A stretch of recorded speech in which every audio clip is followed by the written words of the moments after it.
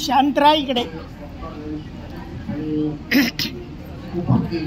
बंधू म्हणून सर्वांनी शांतता पाळावी. आज आपण माननीय कांशीराम साहेब यांच्या 91व्या जयंतीनिमित्त ज्येष्ठ नागरिकांची परिषद तिथे आयोजित केलेली आहे. त्या मागचा उद्देश असा असेल कदाचित आयोजकांचा की या ज्येष्ठ नागरिकांमध्ये परत एकदा क्रांतीची ज्योत तेजीस करून त्यांना कार्यप्रवण करण्याची कदाचित त्यांची आकांक्षा असेल. आणि मला वाटते की आणि जर असं असेल तर मी आधी आयोजकांचं अभिनंदन करतो. मगाशीच एक लोकशाही लावून बोलून तरी किंवा आम्ही काही लोक म्हातारे लावून व्याधीने ग्रस्त आहोत, पण व्याधीने ग्रस्त आहोत पण तुमचं मेंटल ठीक असलं तर चालू शकत असाल तर तुमच्या बुद्धीचा वापर करू शकता आणि लोकांमध्ये तुम्ही कार्यक्रम लोकांना कार्यक्रम करू शकता. ते त्याच्यावरच काम आहे. मला या ठिकाणी बरेचसे लोक आता इंग्लिश वासिक साहेबांनी चळवळीच्या बाबतीत ते बोलले कशी उगम झाला तिचा त्याविषयी जास्त मी बोलणार नाही, तरी पण थोडक्यात मी सांगतो. कांशीराम साहेबांनी जेव्हा मी 1973च्या जवळपास त्यांच्या संपर्कात आलो शेवटी डिसेंबर 73ला, नंतर 74 पासून ॲक्टिव्ह काम करण्याला सुरुवात केली त्यांच्यासोबत आणि नेहमी शेवटपर्यंत 2002 पर्यंत त्यांच्यासोबत राहिलो. जिथे पुढे जात असतील ते मला बोलवत असत. प्रत्येक ठिकाणी हातरून मीटिंगमध्ये जेव्हा कधी मीटिंग होत असत सभा होत असत त्यावेळेस मला ते पात्रांनी बोलवत असत तिथे, कारण माहिती घेत असत ते मला महाराष्ट्राची माझ्याकडे. तर मी नेहमी त्यांच्याशी चर्चा करायचा की ही चळवळ जी आहे आजपर्यंत आपली इथपर्यंत आलेली आहे तरी ही पुढे तरी जाईल की नाही, की जसं ते आंबेडकरिझम रिवाईव्ह और सर्वाईव्ह तर अशीच पाणी येणार की काय. तर बोले हे सब आपके लोक ऊपर है. तर साहेबांनी ज्यावेळेस ही बामसेची संकल्पना तयार केली की कर्मचारी लोकांना एकत्रित करून त्यांच्या बुद्धिमत्तेचा वापर करून त्यांच्या पैशाचा वापर करून त्यांच्या वेळेचा वापर करून समाजाला तयार करणं आणि त्या समाजाची जी संघटन शक्ती होईल, बहुजन जी चळवळ निर्माण होईल, त्याचा राजकीय कामासाठी आपण उपयोग करून आपण जे साध्य आहे ते हासिल करणं. त्याच्याशिवाय तुमचा मार्ग नाहीच आहे. नुसतं समाजातच काम करून गप्प बसून राहण्यात काही हासिल नव्हतं. परंतु हे इथले आमच्या काही जे काही मंडळी होती, ज्येष्ठ मंडळी कार्यकर्ती, त्यांना ते काही बरोबर समजलं नसेल आणि म्हणून त्यांनी नंतर बऱ्याचशा काही वावड्या उठवल्या बऱ्याचशा लोकांनी आणि त्याच्यामध्ये थोडी धुसफूस होत चालली कार्यकर्त्यांमध्ये. तरी परंतु कांशीराम साहेबांनी बामसेचं कार्य जेव्हा बामसेचा बामसेत झाला त्याच्यानंतर त्यांनी लगेच 1981ला त्यांनी BS बोर्डची स्थापना केली. कारण बामसेत समाज एक त्याचं निश्चित ध्येय होतं. ते फार निष्ठावान आणि पूर्ण कार्यप्रमाणात होतेच होते, पण ते वेळेचे अगदी पाबंद होते, पक्के होते. ते पुढच्या वेळेमध्ये किती काम झालं पाहिजे त्याचा पूर्णपणे दक्षता ते घेत असत. म्हणून त्यांनी 1981ला BS बोर्ड नावाची संघटना स्थापन केली की लिमिटेड की आपण पॉलिटिकल कर्मचारी असल्यामुळे पॉलिटिक्समध्ये भाग घेत नाही घेऊ शकत नाही, परंतु आपण पॉलिटिक्स करणारी होऊ शकत नाही. तो मुख्य भाग आहे, ते साधन आहे पॉलिटिक्स म्हणजे. म्हणून त्यांनी एक लिमिटेड ॲक्शन म्हणून BS बोर्ड निर्माण केली 1981ला 6 डिसेंबरला. आणि त्यानंतर ते सामाजिक कार्याबरोबर राजकीय कामही ते करायला लागले आणि त्यानंतर ते धार्मिक कार्य करायला निवडले. तर 1908 ऑगस्टला 1982ला त्यांनी BRC नावाची बुद्धिस्ट रिसर्च सेंटर म्हणजे धार्मिक कार्य म्हणजे जे अंतिम ध्येय होतं बाबासाहेबांचं की ह्या देशाची शासक प्रति जन्मात बनली पाहिजे हा समाज आणि मानवतावादी समाज झाला पाहिजे, बुद्धमय समाज झाला पाहिजे पूर्ण भारत. म्हणून त्यांनी ज्या 2 गोष्टी होत्या त्या साध्य करायच्या होत्या बाबासाहेब कांशीराम साहेबांना. म्हणून बाबासाहेबांचं अपूर्ण राहिलेलं काम त्यांच्या महापरिवर्तनानंतरचं. म्हणून त्यांनी हे जी बामसेची संघटना, BS बोर्ड संघटना आणि BRC संघटना निर्माण केली. परंतु आमचे जशी पॉलिटिकल पार्टी निर्माण केली 1984ला, तसेच आमचे काही जे सिनियर कार्यकर्ते आहेत त्यांच्या पोटामध्ये थोडं दुखायला लागलं. त्यांचा एक सांगावा होता की बा आम्ही सरकारी नोकर, आम्ही कसे काय फ्रंटमध्ये येऊ शकतो. आणि तुम्हाला फ्रंटमध्ये यायला कोणी सांगितलं होतं, त्यांनी स्पष्ट केलं होतं की तुम्ही पडद्यामागे राहायचं आहे आणि ॲम्युनिशन पुरवायची आहे, तुमचं ब्रेन द्यायचं आहे, तुम्हाला सगळं हँडल करायचं आहे, पण पडद्यामागे. पण आमच्या लोकांना फार घाई झाली होती. 1980ला जे दिल्लीचं अधिवेशन झालं होतं त्याच्यामध्येही आम्ही ते भांडण पाहिलं तिथे 2 कार्यकर्त्यामध्ये लिडरशिप संबंध. After Kanshiram who will lead this movement. अरे कांचीराम जिवंतच होते आणि ते सुरुवातीचाच काळ होता, तरी असे आमचे काही जे ज्येष्ठ मंडळी होते असा विचार करत होते आणि भांडत होते. आणि स्टेजवर त्यानंतरही मग 1981चं जे चंदीगडचं अधिवेशन झालं होतं त्याच्यामध्ये ते धुसफूस निर्माण केली त्यांनी.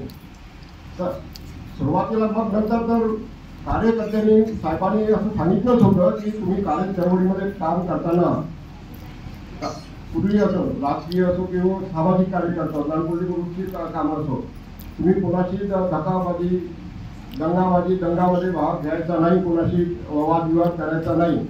तरी आमच्या काही मंडळींनी दिल्लीमध्ये राहून वादविवाद केला आणि तिथे मग पोलीस काही कंप्लेंट झाल्या आणि त्याचा ठपका कांशीराम साहेबांवर ठेवून की बा ते आम्हाला मदत करत नाही, आमच्याकडे लक्ष देत नाही, असा ठपका त्यांचा होता कार्यकर्त्यांकडे. तर ह्या बाबीवरून ते नाराज झाले. खरं कारण हे होतं आमचे जे चळवळमध्ये जे अपयश, काही लोक म्हणतात की चळवळ अपयशी नाही झाली, पण ते मूळ कारण हे इथपासून सुरू झालेलं होतं आणि त्याचा मी साक्षीदार आहे. आणि हे लोकांना माहीत नाही बरेचशा. अजूनही काही लोक आहेत दिल्लीमध्ये, जितेंद्र कुमार असतील किंवा सदाराम असेल, तो ज्याचे दात पाडलेलं होतं, ते आहेत अजूनही जिवंत. तर ते ह्या जे नंतर ज्या गोष्टी झाल्या त्याच्यामध्ये मग इगो निर्माण झाला. एक तर नंतर मायावतीचं 80मध्ये पदार्पण झालं बामसेटमध्ये आणि मग नंतर DS4मध्ये. तर ह्या लोकांना आणखी दुःख द्यावं लागलं की आता कसं होईल आपल्या लिडरशिपचं, आमची सेकंड लिडरशिप आफ्टर कांशीराम. आणि म्हणून ते अजूनच मग त्यांच्यामध्ये त्यांचा तो क्षोभ निर्माण झाला त्यांच्यामध्ये. आणि नंतर 1984ला जेव्हा पॉलिटिकल पार्टीची निर्मिती झाली तर त्यावेळेस सीमा झाली त्यांच्यामध्ये. मला मी का हे सांगतो असं, कारण आपण जे आता यानंतर आपण काम करणार आहोत सगळे ज्येष्ठ मंडळी, तर ह्या गोष्टीचा आपण सातत्याने विचार करायला पाहिजे. आपण ज्या कामासाठी एकत्रित आलेलो आहोत ती चळवळ न्यायची आहे पुढे बाबासाहेबांनी आपल्याला आधीच इशारा देऊन दिलेले आहेत की मोठ्या कष्टाने मी आणलेली आहे ही चळवळ, जर पुढे न्यायची असेल तर न्या तुम्ही, पण मागे येऊ देऊ नका.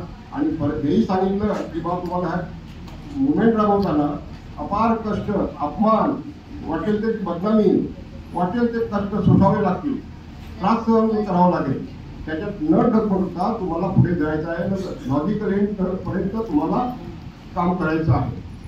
आणि हे साध्य करण्यासाठी म्हणून कांशीराम साहेब स्वतःही कशाची पर्वा न करता ते स्वतः काम करत असत. त्यांना आम्ही जवळून बघितलेलं आहे प्रत्येक ठिकाणी. आता तुम्हाला त्यांचं कसं काम करण्याची पद्धत होती मी तुम्हाला सांगतोय उदाहरणं देऊन. 1984ला त्याला त्यांचं फार मोठं ऑपरेशन झालं होतं डोक्याचं. ते आम्ही सिक्रेट ठेवलं होतं, फक्त मला माहीत होतं. आमचे दिल्ली वेस्टर्न होते, पंडितराव सोनवणे होते, त्यांना माहीत होतं आणि मला. मग नंतर एक BD बोरकर आहे त्यांना माहीत झालं, तर ते आले होते जैन हॉस्पिटलला. आणि एक राज समोर बोलवायचं होते ते आले होते. तर ह्याच्या 5 लोकांना माहीत झालं होतं. एरवी कोणाला आम्ही माहीत करून दिलं नव्हतं. तर त्यावेळेस 16 दिवस तिथे जे होते ॲडमिट, त्यांच्यासोबत मी एकटा होतो तिथे त्यांच्यासोबत त्यांची सेवा करण्यासाठी म्हणून. कारण मी मेडिकलमध्ये पूर्वापासून सर्व्हिस राहायचा, त्यामुळे मला स्वतः नावं असल्यामुळे मला माझी तिची नेमणूक केली होती त्या युनिटने. तर तिथे त्यावेळेस त्यांनी मला बऱ्याचशा गोष्टीचा अनुभव केला त्यावेळेसला. कारण ह्या घडामोडी ज्या झाल्या, जी चळवळ जी पुढे जात होती त्याच्यामध्ये ब्रेक कसा केला आमच्या सिनियर लोकांनीच, दुश्मनांनी नाही केला. नंतर दुश्मनांनी यांचा वापर केला असेल, परंतु सुरुवातीला यांनीच आमचा घात केला. अदरवाईज ज्या BRCची स्थापना केली कांशीराम साहेबांनी, का केली बरं? कारण त्यांना हा धर्म जो आहे बुद्ध धर्म हा पूर्ण भारत नाही करायचा होता, प्रत्येक स्टेटमध्ये करायचा होता. कारण आमचं जाणं जे होतं ते प्रत्येक स्टेटमध्ये विंध्य केलं होतं आणि तो एकदा आंबेडकरी विचाराला तो पक्का देऊन स्वीकारलं त्यांनी. तो बुद्ध धर्माकडे आपोआपच आकर्षित होत असतो आणि ते तसंच नेमकं होतं. आधी त्याची प्रचिती येते साऊथमधून, उत्तरेकडून जो लोंढा येतो जन्मदीक्षेच्या दीक्षाभूमीवर, तो का बरं येतो, कोणामुळे येतो? ह्या चळवळीमुळे येतो ना, त्याकडून पुढे येत होता. म्हणजे खरं आहे. आणि असं त्याची जी आखणी होती त्या चळवळीनंतर, आणि त्यांनी हे राबवण्यासाठी म्हणून त्यांनी एक सूत्र दिलं होतं साहेबांनी की नीड, डिझायर आणि स्ट्रेंथ. गरज आणि इच्छाशक्ती, आपली गरज निर्माण झाली पाहिजे, इच्छाशक्ती निर्माण झाली पाहिजे आणि आपली शक्ती निर्माण झाली पाहिजे. त्या आधारावर जर आपण हे 3 गोष्टी केल्या तर आपण भारत बुद्धमय करायला काही आपल्याला वेळ लागणार नाही. आणि तुम्हाला सांगतो मित्रांनो, 2006 मध्ये हे तारीख ठरलेली होती त्यांची की 5 करोड लोकांना बौद्ध धर्माची दीक्षा देण्याची. त्यांनी ठरवलेलं होतं. उत्तर प्रदेशातून, पंजाबमधून, तुमच्या हरियाणामधून, मध्य प्रदेशामधून, हे जवळचे जे 7 स्टेट आहेत तिथल्या लोकांना त्यांनी त्यांना टार्गेट दिलेला होता. काही लोकांना 50,000चा, काही लोकांना 2 लाखाचा, असे 5 करोड लोक त्या बुद्ध धर्माची दीक्षा घेण्याची कांशीराम साहेबांनी ठरवलेलं होतं. परंतु तुम्हाला माहीतच असेल त्यांचे हे जी चळवळ आहे, चळवळ जसं ब्रेक होत गेला, लोकांनी जसं त्यांच्या विरोधात वागत गेले आणि कार्यकर्ते आणि विरोधी पक्षांनी जसं त्याचा उपयोग करत गेले, त्याच्यामुळे आम्हाला खीळ बसली. आणि कांशीराम साहेबांचं जे 2004 मध्ये जे आम्ही स्वप्न साकार करणार होतो की ह्या देशाचा प्राईम मिनिस्टर आमचा शेड्यूल कास्टचा बनेल, बौद्ध बनेल, ते आमचं खुश मिळालं. आणि हे सगळं आमच्या नाकारच्या कार्यकर्त्यामुळे मिळालं, हे तुम्हाला आवडून मी सांगतोय. हेच मुख्य कारण आहे, दुसरं कारण नाही आहे. कारण कांशीराम साहेबांना तोंडात सर्व ह्या लोकांनी केला. कॅरेक्टर असॅसिनेशन तर केलं. आणि ज्या लोकांनी हे केलं त्याच लोकांनी पूर्वी त्याच गोष्टीची पुनरावृत्ती केली. त्यांनी असं करायला नको होतं, पण त्यांनी तेच केलं. तर असे हे जे कार्यकर्ते आमची मंडळी झाली होती, तर अशी कार्यकर्ते मंडळीपासून तुम्ही दूरच राहिलं पाहिजे आणि अशा गोष्टीकडे आपण ओव्हरलूक करायला पाहिजे. मला सांगायचं आहे की जे बरीचशी मंडळी ज्येष्ठ मंडळी आहे आणि तरुण लोक दिसतात, बाया मंडळी आहेत, प्रत्येकाने आपल्या समाजामध्ये जाऊन जे कोणी आपल्या ओळखीचे असतील, मग तो कोणी कुठल्याही जाती धर्माचा असो, प्रत्येकाशी संवाद साधणं गरजेचं आहे. संवाद साधणार नाही तुम्ही, आपले विचार तुम्ही त्यांच्याकडे पोहोचवणार नाही, तर तुम्ही त्यांना कसे कळेल तुमचे विचार काय आहेत आणि मग तुम्ही कसे त्याला कन्व्हिन्स करू शकाल. म्हणून वैरभाव न ठेवता कोणाशी तुम्ही प्रत्येकाशी संपर्क साधावा. त्यांची आपल्या मोहल्ल्यामध्ये यादी बनवा, कोण लोक आहेत, त्यांच्याशी भेटा, गप्पा करा. नाहीतरी आपल्याला भरपूर वेळ भेटतो, बाकीच्या गोष्टी आपण कुठे चौपाटीवर बसून कुठल्या टपरीवर बसून गप्पा हातात बसतो उगीच. त्यापेक्षा समाजामध्ये जाऊन काम करा, जिथे राहता तिथे काम करायचं आपण. आणि ही चळवळ जर पुढे न्यायची असेल तर ह्या गोष्टीचा विसर पडू देऊ नका. तुम्हाला सांगतो, आणखी त्यांच्यावर नेहमी आरोप असायचा की कांशीराम साहेब हे कार्यकर्त्याचं म्हणजे लक्ष देत नाही. पण मी तुम्हाला सांगतो, जेव्हा आम्ही लखनौला जायचे किंवा महाराष्ट्राचे लोक, तर तेव्हा ते कांशीराम साहेब अधिवेशन संपल्यानंतर किंवा सभासद संपल्यानंतर आम्हाला सोडायला स्टेशनवर स्वतः यायचे. सोडायला असा कोणता नेता येतो हो कार्यकर्त्यांना सोडायला? एवढंच नाही तर 1983 ची गोष्ट सांगतो तुम्हाला, जेव्हा GS बोर्डच्या माध्यमातून काश्मीरमध्ये इलेक्शन सुरू होते तिथे विधानसभेचे, तर त्याच्यामध्ये आम्ही अकलूर ह्या ठिकाणी आम्ही एका पेचत सापडलो होतो. आमचा एक जो कॅन्डिडेट होता प्रेम कुमार म्हणून, त्याला काय जो चाचा बागे नावाचा एक काँग्रेसी स्मगलर होता, त्यांनी अटॅक केला होता. तर जेव्हा कांशीराम साहेब तर RS पुण्यामध्ये होते, रणवीर सिंग पुण्यामध्ये, आम्ही अकलूरमध्ये होतो. पण ते एकटे ते कार जीप घेऊन ते एकटे आले आणि ते आमच्या कार्यालयात म्हणजे ते जाणत होते. त्याच्यापूर्वी एका तासापूर्वीच आमचे जे एक दुसरे गांधी म्हणून नावाचे होते, RS गांधी, त्यांची जीप गाडी होती. आमचे 9 कार्यकर्त्यांना दाबून ठेवलं होतं तिथे त्या लोकांनी. त्याही परिस्थितीमध्ये कांचीराम साहेब एकटे आले मध्ये आणि 200 लोकांनी आम्हाला घेरलं. कांचीराम साहेबांनी आम्हाला सांगितलं की भाई अभी कैसे करणे का. तर तिथला ते जो कमिशनर होता, पोलीस कमिशनर, तिथे एक मिलिटरीचं हे होतं. तर मिलिटरीवाल्याला विचारलं किंवा हमको संरक्षण दो, तो बोले नहीं हम इसमें कुछ नहीं कर सकते, हमारा कमांडर बाहर गया, दिल्ली गया है. बोले तुम ऊपर जाओ पहाड़ी पर, वहाँ पुलिस स्टेशन है, वहाँ DSP वगैरह होंगे, वहाँ से संरक्षण ले सकते हैं आप. कांचीराम साहेब म्हणे, काही लोक म्हणाले की वहाँ चलो अपन निकल जाएंगे पतली गल्ली से, इधर से उधर से. कांचीराम साहेब म्हणाले की नको, तुमचा जीव धोक्यात मी घालणार नाही, तुम्ही माझ्यासोबत चला, आपण जर मरूच तर तिथे मरू आपण सरकारी कस्टडीमध्ये, परंतु आपण इकडे तिकडे जाणार नाही. आणि ते रात्रभर जागले हो. आणि आम्ही सगळे कार्यकर्ते लागलो. त्यांच्याकडे जे काही 110 रुपये वगैरे काही होते त्यावेळेस त्यांनी जे चणे वगैरे घेतले, उसळवर ते जास्त ना ते सगळ्यांना खाऊ घातलं. त्यांनी ते उपाशी झोपले, बंद करून टाकले, बंद ठेवलेली होती ठिकाणी. आणि ते तसंच ते कार्यकर्त्याविषयी जेव्हा तुम्हाला सांगतो, कुठलाही कार्यकर्ता जर गेला तर त्याचा सन्मान करत असतो. भेटत आता वासनिक साहेबांनी सांगितलं की त्या दिसल्याबरोबर त्याला बोलून पात्रांन केलं. तर कार्यकर्त्यांना ते कसे दूर सारत कसं. पण आजची परिस्थिती काय आहे, कार्यकर्त्यांकडे तर लक्षच नाही, परंतु असतील ते त्यांना दूर रोखलं जातं. बरोबर आहे की नाही. आज अशीच परिस्थिती आहे. आणि आम्ही तर बघितलं आता ह्या 8-10 वर्षापूर्वी आणि ह्या काळामध्ये कि आम्ही जेव्हा सांगितलं की कोई काम नहीं करने का, कुछ नहीं करने का, कर्मी से मीटिंग लेने का, कैडर काम नहीं लेने का,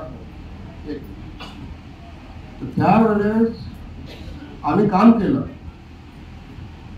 आणि सगळीकडे आम्ही सभा परिषदा आयोजित केल्या, सगळ्या मराठवाड्यामध्ये, तुमच्या जालना वगैरे त्या भागामध्ये, खानदेशामध्ये, मुंबईकडे, कोकणामध्ये, मराठवाड्यामध्ये, पुणे डिव्हिजनमध्ये.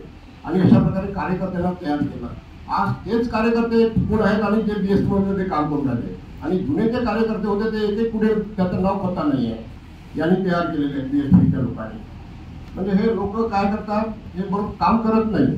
जो कोणी आला तरी काही जर काही असेल त्यांचं ते पाहतात आणि बस त्याला त्याच्याकडे ती जबाबदारी सुटतात. तर असं करू नये.